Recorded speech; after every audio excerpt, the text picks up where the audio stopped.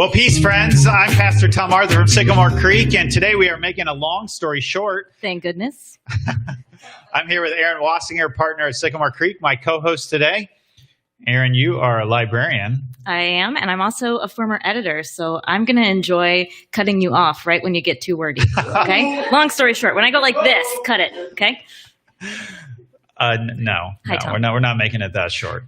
All right. So, hey, we are glad you are here with us today. I see a lot of people on Facebook, Megan McElwee, Leva Johnson, Mark and Alice from Tennessee. That's awesome. Great to see you. Casey Ann, thanks all for joining us. We want you to share and like this feed out so that your friends know. It's a great way and simple way to invite them to join us. So thank you very much. Hey, we are talking about making a long story short today and starting, of course, at the beginning. The real beginning. In the beginning. With creation. So, I thought Jeremy Cracky was done being on staff here as our worship guy. I was told that I was going to sit in the chair he was and he wouldn't be here. Yeah, well, he's making his tenure a little longer. Seriously. By pre-recording a music video for us. It's called All Yours. So we want you to not just watch this morning, but also worship. While you're doing that, here's a question for you. What's your favorite place to be outside and experience the beauty of creation? Where do you like to do that? Type that in the comment section while you're watching this video. So watch and worship.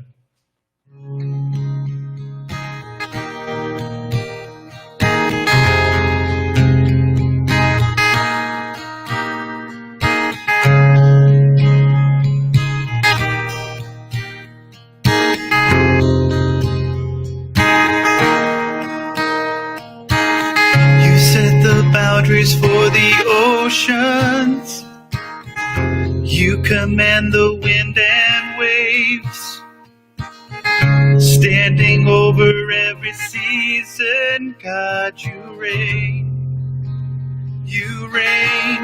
and it's all yours, the day and the night, the earth and the sky. God, it's all yours, every breath we're taking in, we pour out again in worship.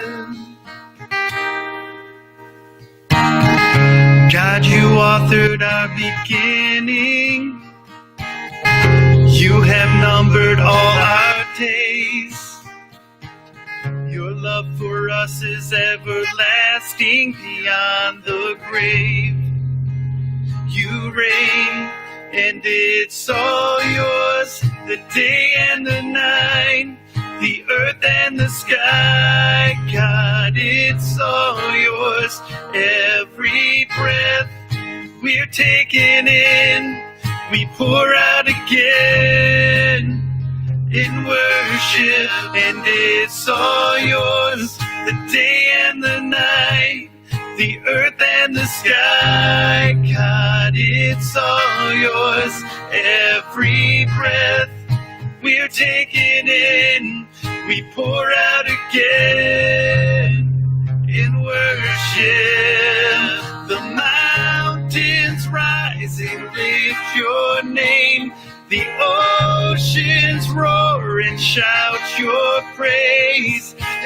Everything is yours. The mountains rise and lift your name, the oceans roar and shout your praise. Everything is yours.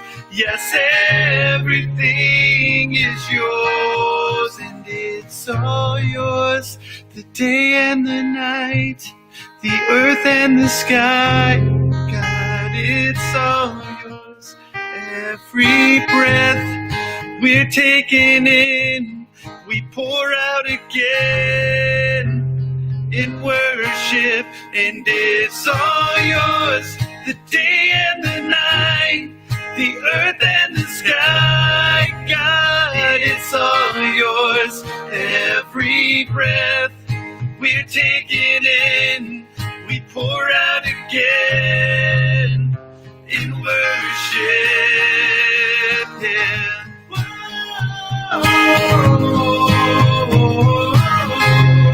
God, it's all yours.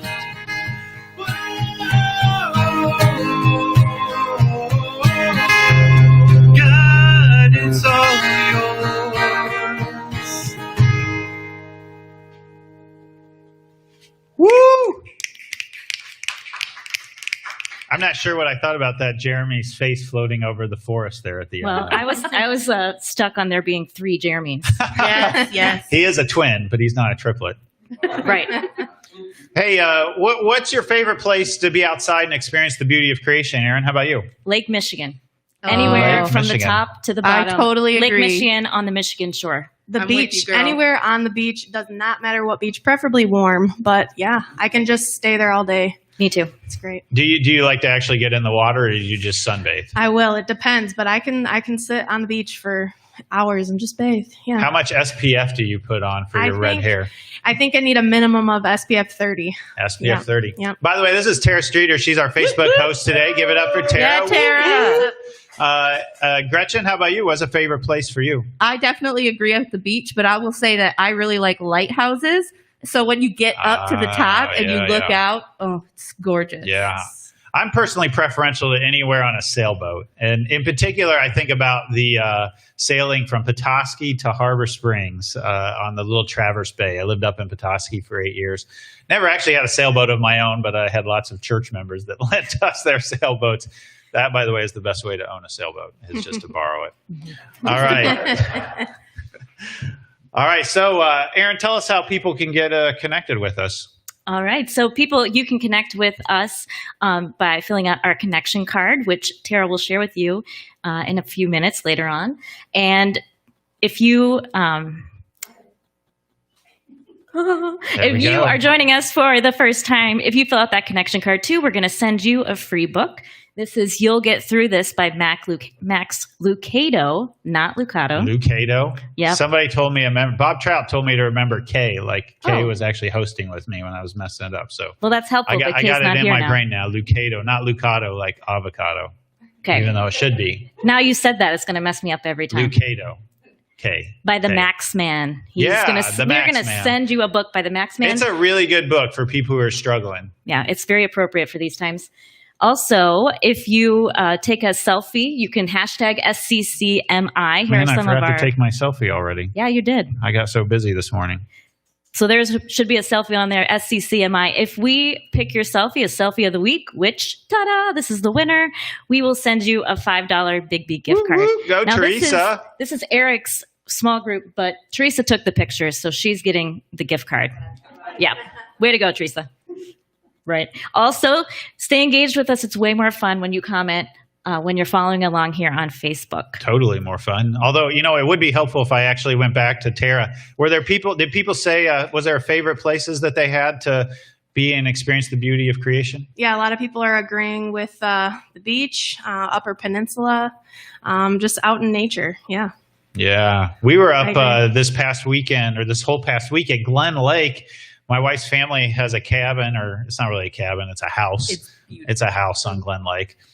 Right there in the Sleeping Bear Dunes, and we just were having a great time because now you can do school from anywhere and work from anywhere. And so I thought, you know what, I should film my sermon from up here as well. We are talking about creation this week, the beginning. The beginning. The beginning. All right, so hey, the message today begins with this. Well, peace, friends. I'm Pastor Tom Arthur from Sycamore Creek, and I'm sitting on the beach in my jacket in the fall. Beautiful sandy beach. Or maybe I'm not at the beach. Maybe I'm in the sandbox that we just installed in our backyard for our kids. Or maybe I'm just at a big pile of sand that I decided to climb onto somewhere. Well, today we're beginning this series called Long Story Short. We're going to take a look at the entire Bible in 6 weeks. And sometimes we treat the Bible like we're looking at a little sandbox, or actually even more so, each individual grain of sand in the sandbox. But if you would just raise your sights a little bit, if you would just take a look up, you'd see that you're actually not in a sandbox. You're on a sand dune at the Sleeping Bear Dunes National Lakeshore at the Climb, one of the most famous sand dunes in the whole United States, perhaps even in the entire world. And sometimes when we're reading the Bible, we fail to look up and notice the sand dune behind us. We fail to look up and notice the entire story of the Bible because we get so focused on the individual grain of sand, the little sandbox that we're playing in. Well, throughout this series, we're going to raise our sights. We're going to look at the whole sand dune. We're going to look at the whole story of the Bible. We're going to look at the picture on the front of the puzzle box rather than each individual puzzle piece. And we're going to see how that helps us understand any individual story, any individual grain of sand, any individual puzzle piece in the box. You're probably wondering if I'm going to climb that, right? It is called the climb. That's where I'm at. No, I'm not going to climb it. By the way, I hate sand. I know it's a little quirk of mine. I don't like it on my fingers. I don't like it in between my toes. I don't like it in my shoes. Yeah. I'd be happy never to walk on a sand dune again, but I'm taking one for the team today. I changed my mind. You can't pass up climbing up the climb when you're at Sleeping Bear Dunes. I was like, I don't have enough time to climb up the climb. I gotta work on this sermon. But then that would be missing the whole point of the sermon, which is creation. Did I mention I hate sand?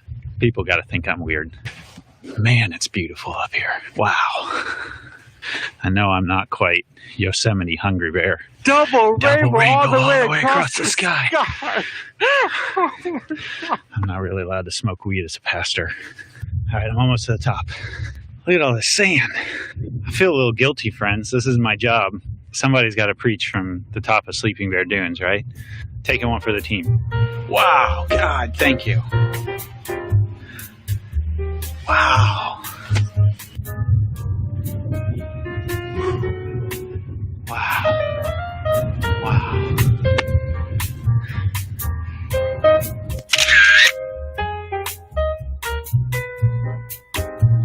Now it's time for the climb back down.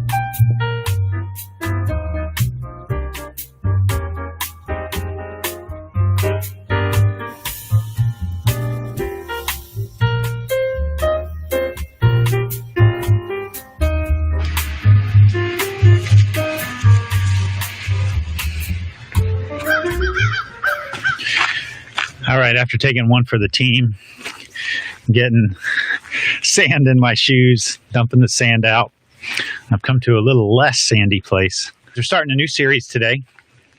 It's called Long Story Short, the Bible in 6 Simple Steps. 6 weeks, the whole Bible, the big sand dune, the picture on the front of the puzzle box. Not looking at each individual grain of sand, but looking at the whole thing, the whole big picture. Because here's what can happen when you look at just the individual pieces. You end up with pickup lines like, greet each other with a holy kiss, baby. That one never worked for me. That one doesn't even really work with my wife. Or how about this verse to support the all-fat diet? All the fat belongs to the Lord. Sounds good to me when I go to a barbecue place. Or, the verse that I'm paying attention to especially. The gray in the man's beard is the splendor of the Lord. It's wrong to dye your hair, right? So those are silly verses that you can take out of context. But there have been some really serious problems where people drill down on an individual verse and miss the sand dune, miss the big picture. Things like Paul, where he says, slaves, obey your earthly masters with respect and fear. Man, Christians have used that to support all kinds of... Or this one, wives, submit to your own husbands as you do to the Lord. Now that's looking at a grain of sand, a little puzzle piece. It's really easy to take those sorts of things out of context. But in this series, we're going to be looking at the big picture. Now, there's really 2 goals that we're aiming for in this series. One of those goals is that you would understand the overarching story of the Bible, the big picture, in case that hasn't been obvious already. I got to switch arms because one arm's getting tired. This whole series is built on a book called Long Story Short by Joshua McNall, professor of theology at Oklahoma Wesleyan University. So if you want to pick up the book wherever you like to buy books and follow along with this series, we'd love for you to do that. This is sort of like we're going to binge watch the Bible for the next 6 weeks, starting with today, creation. That's why I'm out in this beautiful, amazing place. Next week, things turn south. We look at the fall, how things got messed up. There's always got to be some breakdown in the narrative. And then begins God's rescue mission to the world. 3rd week is on Israel. 4th week is the rescue mission turns to Jesus. The God of all creation enters into creation in the person of Jesus. And then the 5th week is the church, the community of the followers of Jesus. And the last week, we're going to take a look at new creation. Did you catch that? We're starting with creation, and then we end with creation, but a new creation. I told you that the first goal of the series is that you would understand the overarching picture of the Bible. But the second goal is that you would engage the Bible more fully. This is why we're doing the New Testament challenge throughout this series, challenging you to read the whole New Testament in 10 weeks. You can do it 10 weeks, all right? You're not having to do that alone. We are providing you all kinds of resources, daily brief thought videos. I'm interviewing a New Testament scholar every week. And there's going to be weekly devotionals that come to you through your email. And then, of course, this is like a really important one, is most of our small groups are doing the New Testament challenge as well. So you don't have to do this thing alone. You get to do it with other people. So I hope you'll sign up for a small group. You can do that through sycamorecreekchurch.org/small groups. Whatever you think of the Bible, whether you're a follower of Jesus reading the Bible or whether you're just curious, the Bible is worth reading. It's the most selling book of all of history.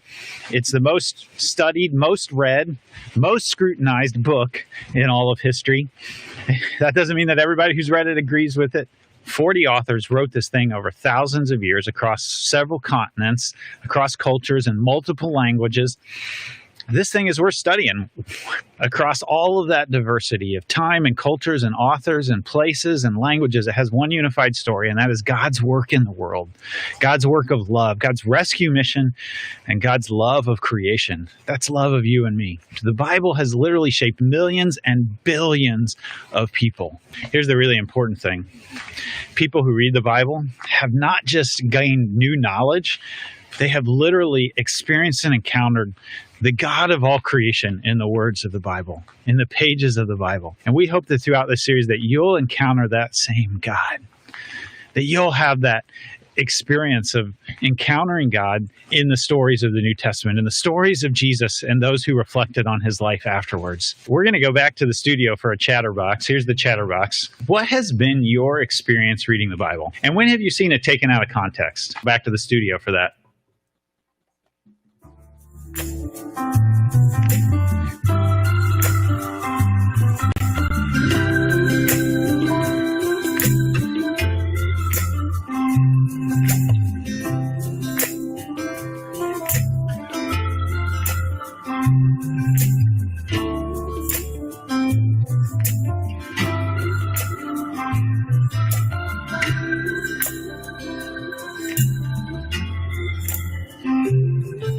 My experience of reading the Bible has shifted considerably in the last, let's say, 9 years. I used to have this like really awesome time in the morning, this big, long, quiet time to read the Bible, like as much time as I wanted. But then, well, I became a parent. Right. Yeah. It's really hard to be a monk when you're a parent. It is. It's very hard to be a monk when you're a parent. But of course, being a pastor, I dive into the Bible constantly, all the time, professionally. I think that's one of the challenges of being a pastor is you get into it professionally, but you don't engage it personally. So I use an app called Pray As You Go every morning. Yeah. Super helpful to me. Aaron, how about you? What's been your experience reading the Bible? Or is there a moment you've seen one of those verses I mentioned or others taken out of context? Absolutely. But so I would say I only started reading the Bible as an adult. And so I had taken a lot of things out of context myself. But it's only been recently when I'm writing the Kids Creek curriculum, which we use with our kids, that I've really gotten to understand the overarching story a lot better. Yeah, you're working on this Kids Creek to Go curriculum, and actually it's been before it's to go. It's been the actual curriculum. It's been up there, live. Upstairs. Hey, by the way, everybody, this is a surprise announcement right here in the middle. We are getting ready to remodel upstairs Kids Creek. All right, so when the kids come back, it's going to be awesome upstairs for that curriculum. Yeah. But I imagine, like if you're writing curriculum for kids, you're getting that whole feel of the whole thing. Right. Yeah. You really have to understand it because I want the kids to understand it. So people, I hope you're writing comments in the comment section. We're going to get to those in just a second. And Gretchen, what's been your experience of reading the Bible or something being taken out of context? You know, I grew up in church, so I heard the Bible stories as a kid. And when I was growing up, I took everything very, very literally that I read in the Bible. And then I went to college and I studied the Bible. And I had professors telling me that some of it was like stories, narrative, not actually true things. And my whole world was like completely rocked by college. And so now I definitely can use the Bible more as literature and understand, like you said, the overarching story. The one scripture that drives me nuts that people take out of context, though, is the one where it says that women should be silent. Because there's a very specific... No, you can't mute this mic. Right. There's a very specific context to that scripture that people don't realize. Yeah. We're going to have to get into that sometime. Tara, what are people saying on Facebook? We've got lots of good stuff. Star Lalone saying, I've never read it all the way through. I'm excited for this challenge. I am too. Let's see. Dwayne Dietrich saying, my experience has changed often throughout the years as far as taking it out of context, far too often. And I would say the same in response to that question. It's hard to pinpoint just one because I do see it frequently. But for reading the Bible myself, I didn't grow up in the church, so it's felt overwhelming at times, especially now with all the distractions that we have. But then other times it feels like the messages seem directly to something relevant in my life. So it just kind of depends. But yeah, I'm very pumped up for this. Yeah, this the New Testament challenge. Yeah. Woo. Okay, well, hey, let's go back to Empire Bluffs Trail. Most of us don't have any trouble describing stories of the Bible being taken out of context. Thanks for sharing those stories with us. Thanks for sharing your experiences. I got another question for you. You can type the answer in the comments. Have you ever created something accidentally?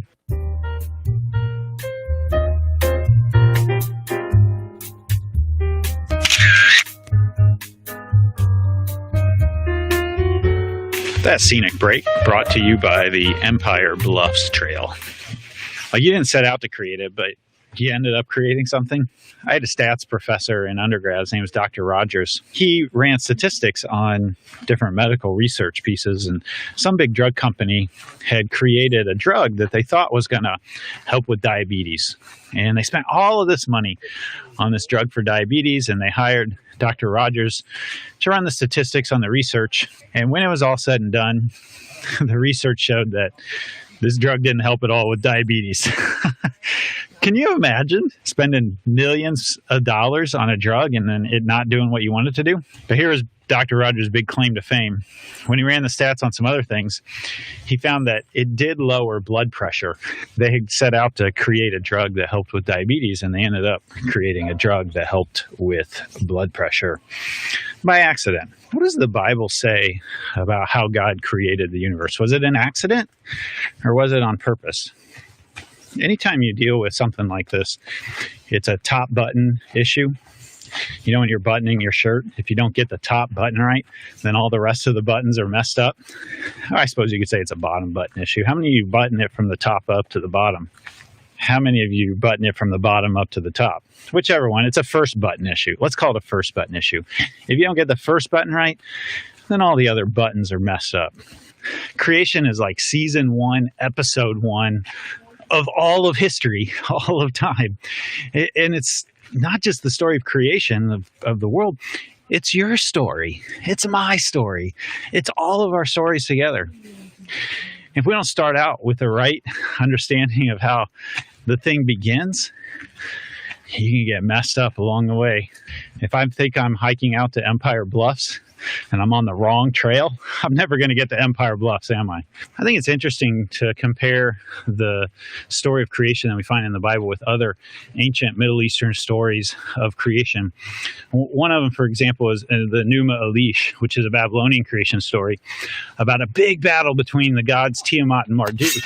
And it's out of that battle when Marduk wins and Tiamat's body is splattered across the entire universe. It's out of the remains of her body that creation is formed, that you and I are formed. It's not purposeful. It's not with an intent. It's entirely accidental. It's like the aftermath of this cosmic divine quarrel between two gods, or war, really, not just a quarrel. Oh yeah, here we go. This is why you come out to Sleeping Bear Dunes. Ooh, doggy. That is beautiful.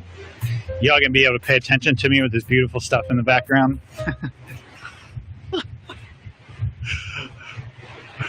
I told you somebody's got to take one for the team today. I am talking about creation, all right? All right, where were we at? God created the universe complete and purposeful. It wasn't an accident. Following this series, we're going to do a series called A Priest and a Physicist Walk Into a Bar. What's the punchline? Well, you complete the punchline, okay? But in that series, we're going to take a look at God and science, and we're going to see that creation and science point to amazing things that happen in the purposefulness of creation for us to even exist as humans, for all life to exist. One of those things are the cosmological constants. The cosmological constants are things like this.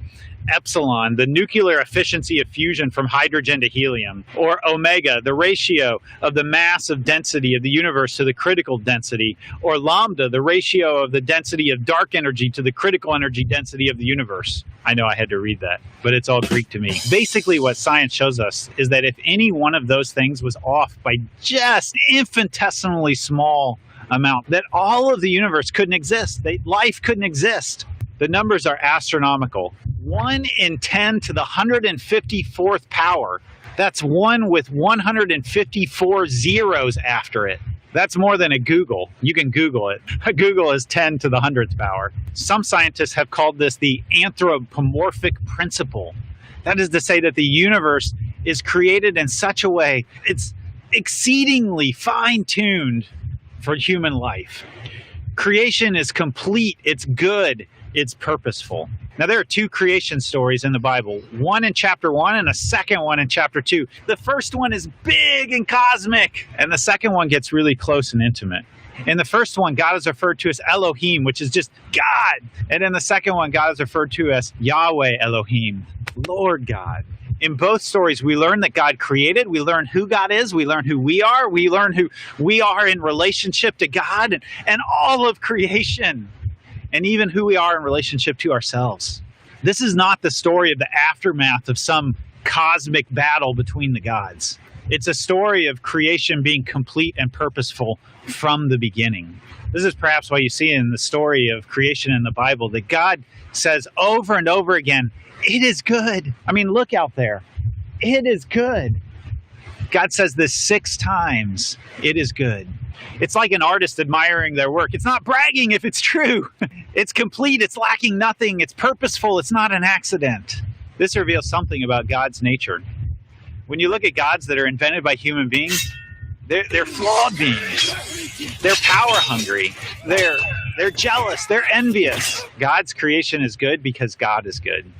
I told you we learn about God, but we also learn about ourselves. If we keep reading in the story, God said, let us make humans in our image to be like us. They will reign over the fish in the sea, the birds in the sky, the livestock, all the wild animals on the earth, and the small animals that scurry around the ground. All of us are made in God's image, but not all of us know this. Or sometimes we've forgotten it. You see, that image it's tarnished, it's bent inside of us. It's not broken, but it's bent. This is what we call sin. We're going to talk more about that next week when we talk about the fall, when that brokenness came into the world. For right now, the important thing to know about sin is that sin is not being fully human. I think about Irenaeus, the 2nd century Greek church leader and theologian, and he said that the glory of God is a human being fully alive. Genesis tells us that all people are created in God's image. All people are created in God's image. I think that's especially true for those who are denied this basic dignity in our culture. People of color, the LGBT community, those who are disabled, those who are poor, those who are marginalized on the edges of society. All are created in the image of God. What does it mean to be created in the image of God? I think it means that we have the ability to reason. We have the ability to make choices. We can choose between good or bad. We have the responsibility for leadership and management. We can make moral decisions. We can make decisions about justice, about what's true and what's right and what's beautiful. But maybe most fully is we have a hunger in our souls to be in a relationship with God. In other ancient creation stories, humans are created to do the chores that are below the dignity of God's. But in the Bible, the story of creation, humans are made in the image of God. And the interesting thing about that word image is that it's the same word that is often translated in the Bible as idol. According to the book of Genesis, we are the idols of God in the temple of creation. Wow! And maybe that's why we end up worshiping each other so much. We turn each other into idols. we become co-creators with God. We become co-stewards of all of creation. We see that in the second chapter, the second story of creation, where we read that the Lord God placed the man in the Garden of Eden to tend and watch over it. This is interesting. There's a garden at the beginning of the story. Jesus prays in a garden, and then when we get to the book of Revelation, it's going to end in a garden. But our assignment as humans is to tend and watch over what God has entrusted to us. To tend and watch over this. Now let me be clear, it's not just about this. It's also about the relationship. It's about the human beings that we come in contact with, and even the ones that we don't. If we don't tend to creation right off the bat, then we're not going to have a planet to live on to take care of the relationships. This gives us a reason and purpose to live for. The God of all creation gave us a purpose, gave us good and meaningful and purposeful work to do. You are not an accident. God created you with purpose and complete. A good God made you to reflect God's very own image. You are God dreamed and God designed and God desired. You were created on purpose for a purpose. We need you. You are unique in all of the billions of people who have ever been on this earth. You are called to make a difference in this world. We're going to go back to the studio, which is totally plain and boring compared to all of this, to talk about this question. What does it mean in your own life to tend and watch over what God has entrusted to you? Where have you found purpose and meaning in life?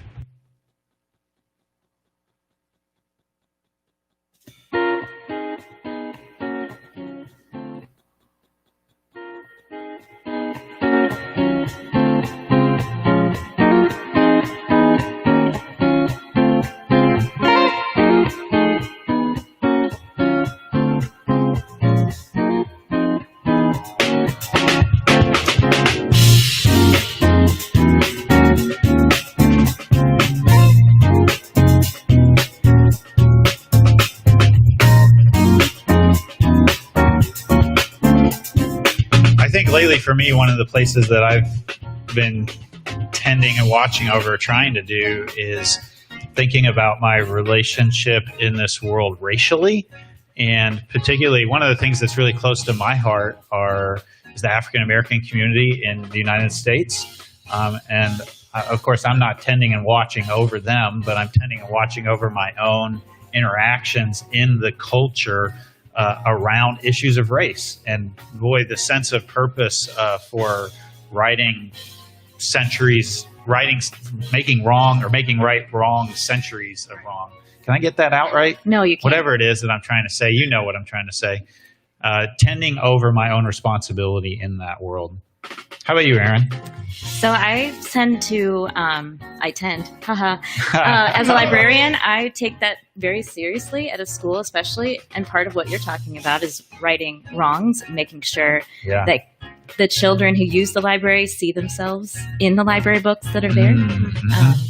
And right now I'm finding a lot of purpose, even though we're not in school, helping get like book donations and sending them out to children. Yeah. We do the Holt Capital Area District Library, and you can do these book bags to go. The librarian picks out the books for you. My kids read more books out of those bags than they do when they pick their own books. Yeah. So there's a way that those librarians are tending over the reading habits of my kids, forming and shaping their imagination. You're welcome. Yeah. Gretchen, how about you? I was thinking about the fact that I tend to watch over my kids, but something that I'm starting to realize that I need to teach them is that I'm not just here for them. Like, I have other responsibilities in this world, including taking care of the house, and they want me to only tend and watch over them. And that's a challenging thing to teach a 6-year-old and a 4-year-old, that like I also have responsibilities to other things and other people. Yeah, that's great. True. That's and great. so will they too. Yes, exactly. Yes. Yeah. Very good. Yeah, people are typing comments, lots of them there, Tara. What are people saying? Yeah, a lot of people are, talking about being a parent, being a grandparent. Megan McAuley says, using my passion to build relationships with youth. Absolutely. Yeah, as a teacher. Jaria is saying 100% of the belief that we're all here to care for one another. To me, that's the way to show thanks to God for a gift of life renewed each day. So true. Yeah. For me personally, yes, being a mom, also taking care of tending over my home, but also the creative talents that I've been given. I can't just keep them to myself. I need to be a wise steward and share those with people. So. Have you continued painting through this whole? Have you been able to do that during pandemic? I have. It's a little parenting? challenging. Sometimes I have to wait till Oliver's asleep to go paint, but it's the most quiet part of the day, so it works. Parenting, pandemic, and painting. Right. There you Triple go. P. You got it. Hey, we got to go back and at least acknowledge Mark Raymond's comment back when I asked whether there was anything that you created accidentally or not. And Mark said, besides my kids. Oh, okay. I'm Well, with you, Mark. all right. Just kidding, children. Yeah. Hey, let's go back to the Empire Bluffs for one more time. I love all the different ways that people find meaning and purpose in their life. I told you there were two things we were going to learn about creation from the Bible. The first one is that God created the universe with purpose and God created it complete. The second one is that God created from community and for community. One of the biggest challenges of the pandemic has been the way that it has wiped away our practices of community. We haven't been able to perform and maintain those relationships in the same way. We've had to adapt. I think about all the ways I've had to adapt around the levels of community in my life. Of course, the first level of community is my marriage and my kids, but my wife and I have practiced hospitality for many years where we've had another adult who's lived with us, and that's another level of community. Think about my extended family and that level of community, or probably one of the most important communities in my life is the community of the church. I mean, it gets a little more. Just get over that little hump there. Okay. Not real far, but you see a big opening with a bunch of trailers. That community break brought to you by the Empire Bluffs Trail.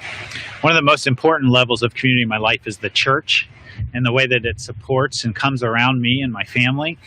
And inside the church, there's even smaller levels of community. That are the small groups. I hope that you'll join a small group through this series, through this fall, to take the New Testament challenge of reading the New Testament in 10 weeks. You see this focus on community at the very beginning of the story of creation. The Bible says, then God said, let us make human beings in our image to be like us. That's really weird use of the plural pronouns, right? To be like us. Let us make humans in our image. What's going on there? Well, when Christians read that story, they see in it the very beginnings of what we've later come to call the Trinity. That inside God's very being is a community of love. Father, Son, and Holy Spirit. Now you may wonder, how can something be three and one at the same time? Let me give you a couple metaphors to wrap your mind around it. Think about a triangle. A triangle has three angles, but it's one object. Take away one of those angles, and it's not a triangle anymore. Speech has three things. It has a speaker, it has words, and it has breath. Take away any one of those, and you don't have speech anymore. Or think about fire. Fire has a flame, it has light, it has heat. Take away any one of those, and you don't have fire anymore. They are three things, but they're also one thing. God is both God, one God, but also God in community of love. We were created from community, from a community of love, and we were created for community. We were created for community with God. God is a big enough God to create all of this, the entire cosmos, but God is also small enough to fit inside of our hearts. You might say that we have a spiritual DNA, a gene, a God gene inside of us. But God also created us for community with other people. We read that God created human beings in his own image. In the image of God, he created them, male and female, he created them. Now, this is one of those moments where it's really easy to get tripped up on the individual grain of sand, this use of the word male and female. And here's what I want you to know. We got to step back and we got to look at the whole sand dune to fully understand this. Because in other places in the story it says God created day and God created night. But there's a wide variety between night and day, right? It's not like it's a switch and God just turns it on. All of a sudden we're at noontime, and then God switches it off and all of a sudden we're at midnight. No, there's a beautiful diversity across the whole day of light. And the same thing is true when the Bible says that God created them male and female. It's not just the poles of male and female. There's a beautiful diversity across the whole thing, just like there is in night and day. Don't miss the sand dune because you're just looking at the grain of sand. We come to this really interesting verse. It makes us stop immediately in our track. Then the Lord God said, "It is not good for the man to be alone. I will make a helper who is just right for him." Now, what's really interesting about that is that God has said up to this point 6 times, it's good, it's good, it's good, it's good, it's good, it's good. It's very good when it comes to humans. And this is the first time that God says, it is not good. And what's not good? What's not good is that this first human being would be alone in isolation. Because God created for community. God created us to be social. It's as if God said, I didn't create my best creation to be alone in isolation. I created my best creation to be with other best creations. I made humanity to be social. Here's another grain of sand that we can get tripped up on, and that many Christians have taken out of context over the years. When it says that God created a second human being to be a helper to the first, we read into that word helper a hierarchy. But here's what you need to know. That word helper also is used of God as a helper of Israel. And that doesn't mean that somehow God is underneath Israel, but rather that God comes alongside of Israel as a companion, as a team member, as a helpmate. If anything, the helper is above the one being helped. God made us for each other. Unfortunately, friends, in our culture right now, there is an epidemic of loneliness. Cigna, a big research group, summarized their findings in that way, an epidemic of loneliness. Before there was ever a pandemic, we as a culture were struggling with feeling alone, with isolation. The Centers for Disease Control find that the rate of suicide is on the rise in America. Vanderbilt University released a study that showed that depression is on the rise in Gen Xers, people of my generation. HBO began a series recently that highlighted that the average expectancy of the American is declining. It's declining because of things like depression and suicide. This is what researchers call deaths of despair, from drug overdoses, from alcohol abuse, from suicide. Now, if you're struggling with that today, if you're struggling with the idea of suicide, I want you to know there's help. Here's the phone number for the Suicide Prevention Hotline, 1-800-273-8255. And if you'd rather text, you can text the crisis text line. Text HELLO to 74174. But we also at our church have a counselor who's willing to talk with you. Her name's Damaris Garcia. You can email her at counselor@sycamorecreekchurch.org. If you don't have insurance that covers seeing a counselor, we have scholarships available. Just tell Damaris that, and she'll work with us on our side for the payment. You see, God's solution to this problem of loneliness is the family of God. God's solution is that we weren't created for isolation. We were created for community, to be social beings. Maybe this is why in the New Testament we find 58 times the phrase one another. Love one another, support one another, encourage one another, gather together with one another, urge one another on to good deeds. One another together in community. I hope you'll join Sycamore Creek over these next 6 weeks. In fact, I'd put a challenge out to you. Let's call it the series challenge. Join in every episode of this 6 weeks. And then take the New Testament challenge in a small group and join a small group to read the story of the New Testament together. God didn't create you to be one grain of sand alone. God created you to be a sand dune. That's the big picture of the Bible story of creation. We're going to go back to the studio for one last Chatterbox question. Write in the comments your answer to this question. Where do you find community?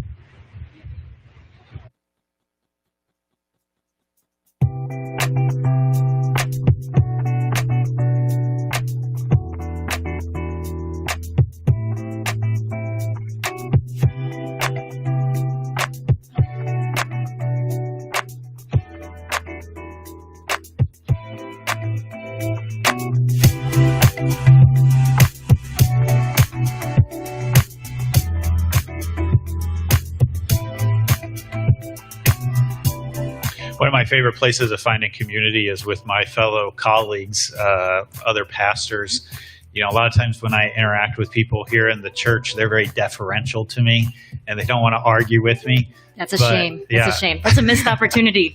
But I absolutely love it when I go out with other colleagues and peers. And we usually once a month out to, well, we haven't been able to do it lately. We go out to a bar and hang out. And actually one of them, Paul Hom, the pastor at Grace UMC just down the street on Mount Hope, he and I often close the bar out at 2 a.m. and they are doing last calls. And he This and is your I pastor, Sycamore Creek. talking about life and marriage and sex and politics and everything. Actually, last time we were out, these other people there at the bar overhear us talking about all this stuff and talking about it with faith included.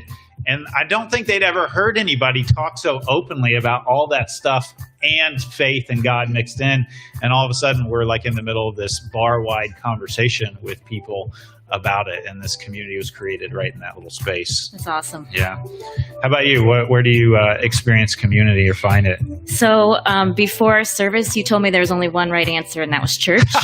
So I got that out of the way. I said that first. And then my own answer would be, that's true. Church is where I have found community in my small groups. But beyond that, I would say schools are really great for building community and becoming community. Yeah. It's been so hard since March not to have the kids in the building and not to have our community meetings once a week. But at least now that teachers are back, we are starting to see that again. You know, this past week we were up at Glen Lake and my kids are doing school online. And one of the things that happened, it was really crazy. I made Sam, my youngest, get back on for the open hours with his teacher at the end of the day just to say goodbye. Right. And he was the only one who got on. And he ended up having a 30-minute conversation with his teacher, like just walking around the house with his computer, showing her stuff. And I thought, man, that was so good for him to interact with her and her to interact with him. I'm sure it was good for her too. Just like as community and not in that having to teach and get stuff done. And he was alive in that moment in a way that he's not often when he's doing the teaching part of it. So how about you, Gretchen? Where do you find community at? So a few years ago, I decided to lead a small group, and I have a small group for moms. And that group has become my lifeline. I mean, these people, even when we're not meeting, we have ongoing conversations. When one of us is struggling, we message the others and we say, like, hey, this is hard. What do I do? Can you help me? Those people have become like an extension of myself, so to speak. I love my small group so much. I don't know what I would do without them. Yeah. We got lots of good comments here, Tara. You want to highlight any one of them? Yes, we do. Mark Raymond saying playing music with my mates mostly. I can agree to that. Juria saying a lot of church. Sycamore Creek Church, one of the best sources of community I've been blessed to accidentally come upon. I would also agree with that. My small group also, friends and family, even extending to Facebook. And then I would agree, my church family is definitely where I find community. And then I would say Lydia and I, Lydia's someone who we at least try to do a FaceTime once a week, and at the bare minimum, because it's like therapy for us. So if we can do that at least for an hour once a week, we're feeling better about life. So. Hey, we got lots of good stuff. One of my favorite ones here, by the way, is Christine Lopez. Did I get that right? Christine has joined us for the last several weeks, and she said this is her 5th out of 6 Sunday joining us. We just met her online, and she's engaging community here with our church. So, Christine, we love that you are with us here on Sunday morning and elsewhere. Well, hey, friends, we want to continue to connect more fully and more deeply with you, and here's some of the ways that you can do that this week.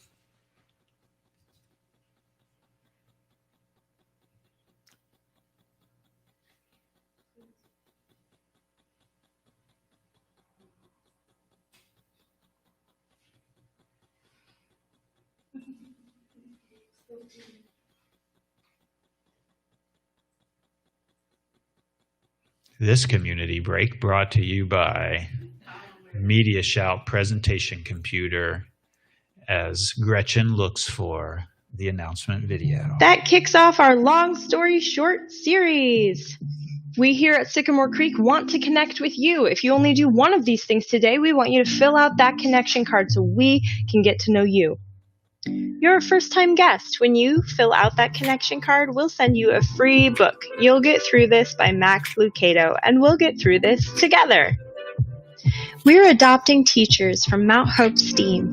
Care for the hardworking teachers by putting together a small package with small gifts and partner with us through this supportive service.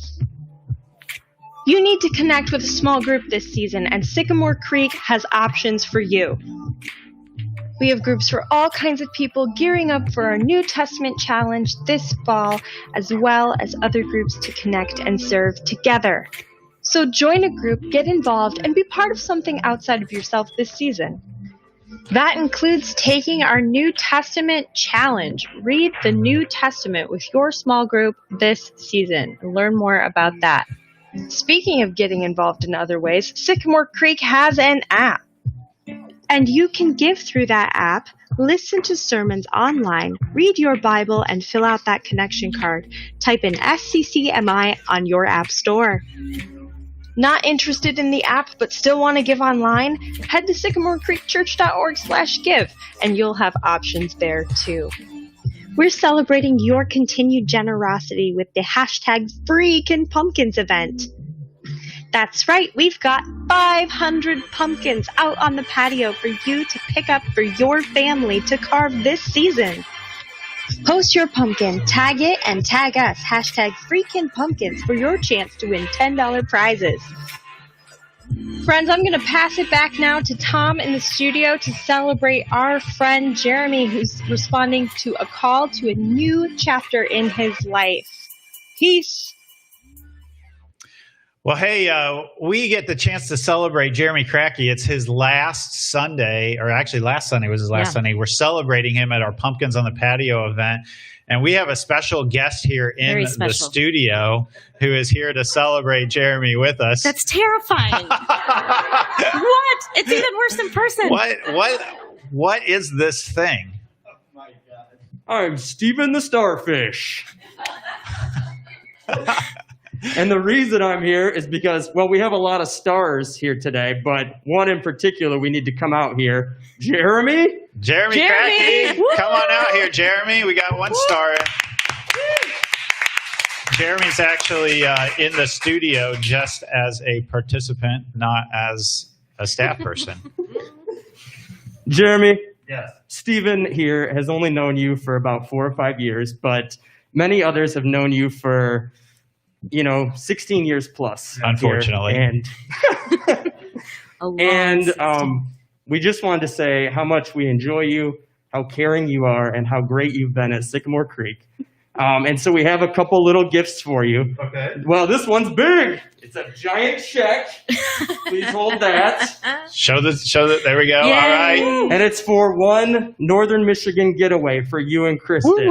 All expenses paid. Thank you. Yeah, Jeremy, you actually have the Empire Bluffs Trail tattooed on your arm. I do. So this was going there for sure. There we go. And we have a little cupcake for you with 16 in it for all your great years. Thank you. And again, we just wanted to say thanks. And as you star up your new job, we're all with you and we love you. I'm smiling. All right, friends, give it up for Jeremy. Yeah, don't leave without that check. You all have given very generously to celebrate Jeremy as we kick him out of here. So thank you so much for your giving and for your giving as well. That's helping us do this pumpkin patio. Right after the service, we've got 500 pumpkins showing up outside in a truck or something. I don't know exactly, a flatbed or dump truck or something. And we're going to set them all out on our patio, turn our patio into an urban pumpkin patch. Jeremy's going to be on the patio so you can come and greet him, socially distance greet him. Please do not hug him. He does not want your coronavirus. Okay? Hopefully, Steven the Starfish will not be on the patio. And I hope that everybody will bring a little bit of punishment. Oh. Yeah. Okay. So, well, hey, that's enough of Jeremy. Agreed. We've been talking about the beginning of creation and wondering what's the last thing that you built, made, or created. Matthew Ryan Krause and Mary Hunter got together and made and created karaoke of The most amazing video. We Built Right. This City on rock and roll. Except that when we uploaded it to Facebook, Facebook doesn't like it. It hits some copyright, something. But we were able to get like some selections of it to load and play. I hope. Hopefully it doesn't kill our stream, but if it does, we're at the end of the service. If you want to watch the whole video, which is definitely worth watching. It is. Spectacular. You can go over to our YouTube channel. It should be up right now. So here's just a little taste of We Built This City. We built this city. We built this city on rock and roll. We built this city.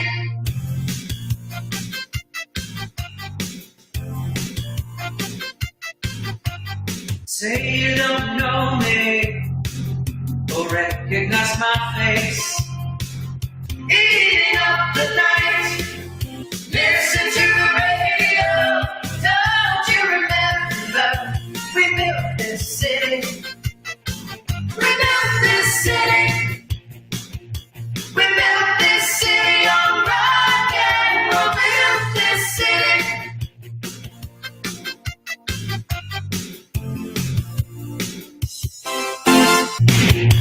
We built this city on rock and roll. We built this city. It's just another Sunday, but we just like to be. Built this city.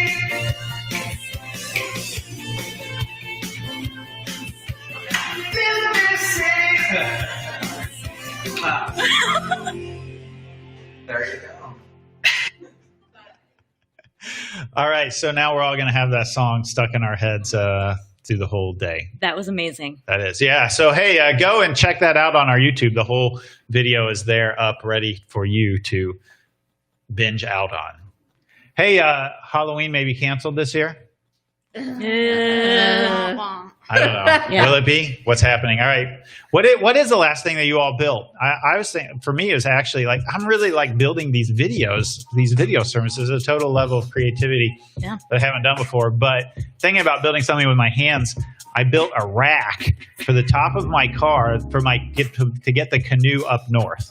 And it was actually really kind of satisfying. I don't usually like that kind of thing, but I had a great time doing it. Yeah. How about you, Aaron? So I build things with words. So I'm writing stories, and that's what I do. Yep. Are you're working on like some fiction or something? Are you? Yeah. I got a fiction, and the kids' curriculum is almost finished. Yeah. After a long time. So There you go. I got a couple things. Gretchen, what are you making? What am I making? Yeah. I like to crochet. So I actually recently finished making a blanket for some friends that I cannot say their name because they have not received it yet. Also, I have been working really hard at cooking. So that has become, I have become much better in my skills at cooking, and I enjoy it now instead of wanting to like scream. Juria said she created a yummy pot of butternut squash soup the other night. So Juria's an amazing cook and baker. Rockin' baker. Yeah. We built this city on Juria's baking skills. Heck yeah, man. I need to get some tips on how to, enjoy some cooking because thankfully Kyle is the cook in the house. But for me, the last thing I built was probably my art desk with the help of Kyle, but I've been working on some pet portraits lately. Got some people, painting some pupper dogs. So lots of layers and steps involved. So you mentioned that Kyle is the primary cook in your house. Yeah, most definitely. Is that right? Thank God. Yes. Yeah. Yeah. I Dave was is too. for the first 12 years of our marriage, and then I became a pastor and didn't have time to do it, but I still love it. How about Dave? Thank God he cooks, or we'd have macaroni and cheese every night. Oh, yeah. Sarah's the one who good. encouraged me I could do it because she did after 12 years. So I was like, all right, I can do it. Yes. I think that there's been a generational shift in husbands picking up a lot more cooking. That's a good thing, right? Yeah. Thank you. Okay. Hey, it's good. Love cooking. All right. So, hey, next week we go to episode 2 of Long Story Short, What Does Sin Do? Thank you for not having me on that week. Yeah. Well, we're going to be using you as the illustrations. If you're just joining us, you can hang out and pick up the whole service at 11 a.m. I think. Has our stream stayed actually live? Yes, it has. Woo woo! All right, we made it through that song. We built this city. I do hope you'll go over and check out that video. I mean, the harmonies. I was watching it while you were preaching. Oh, were you? Oops. This is maybe the last time I invite you to be co-host with me. Okay, sorry. So check that out on YouTube next week. Again, long story short, episode 2. There's 6 episodes in this series. Really looking forward to it. So make sure you join us next week or at 11 a.m. for the watch party this afternoon. Or come hang out with the pumpkin patio event on the patio. Help us unload 500 pumpkins. Celebrate Jeremy. Until then, friends, peace out in Jesus and God. We'll see you next week.